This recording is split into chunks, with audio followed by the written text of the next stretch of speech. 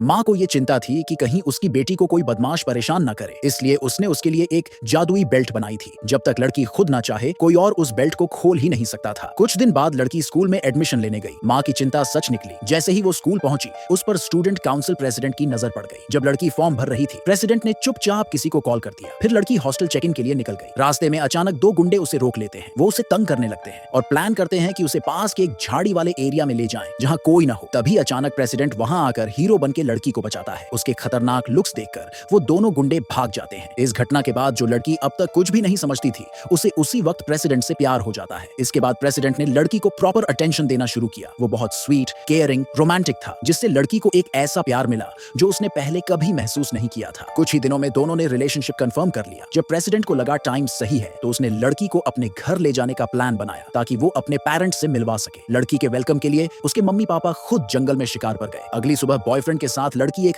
दूर दराज के पहाड़ी गांव पहुंचती है, लेकिन वहां का माहौल थोड़ा अजीब था। गांव में सिर्फ मर्द ही मर्द थे, एक भी औरत नजर नहीं आ रही थी। तभी दूर से कुछ हलचल सुनाई देती है। लड़की काफी क्यूरियस थी, इसलिए वो देखने के लिए उस तरफ बढ़ती है। लेकिन जैसे ही वो वैन के पास पहुंचती है, उसके बगल वाला आदमी अचानक वैन का दरवाजा जोर से बंद कर देता है। बॉयफ्रेंड ने जल्दी से लड़की को गांव वालों से इंट्रोड्यूस कराया और कहा कि ये उसकी न्यू गर्लफ्रेंड है और उसके मम्मी पापा घर पर उनका वेट कर रहे हैं डिनर के लिए। गांव वालों से थोड़ा हाय हेलो करने के बाद वो लड़की को लेकर वहां से निकल गया। पीछे गांव वाले अब भी लड़की की बात कर रहे थे, कह रहे थे कितनी हॉट है, काश वो उसे पा सकते। कुछ मिनट बाद दोनों बॉयफ्रेंड के घर पहुंचे। लड़की ने जमीन पर पड़े पुराने जंग लगे लोहे की चेन देखी तो उसे थोड़ा अजीब सा फील हुआ। इससे पहले कि वो कुछ पूछती, एक पागल औरत अचानक घर से बाहर निकली और लड़की को गालियां देने लगी। बोल रही थी कि ये कोई चुड़ैल टाइप औरत है और इसे गांव से बाहर निकाल देना चाहिए। बॉयफ्रेंड ने जल्दी से बताया कि वो उसकी माँ है और बचपन में हुए एक ट्रॉमा की वजह से उसका दिमाग थोड़ा डिस्टर्ब हो गया है। तभी उसके पापा भी बाहर आए और बिना कुछ बोले उस औरत को खींचकर अंदर ले गए। बॉयफ्रेंड ने लड़की को अच्छे से रेस्ट करने देने के लिए घर का सबसे बड़ा कमरा उसे दिया। लेकिन उसी रात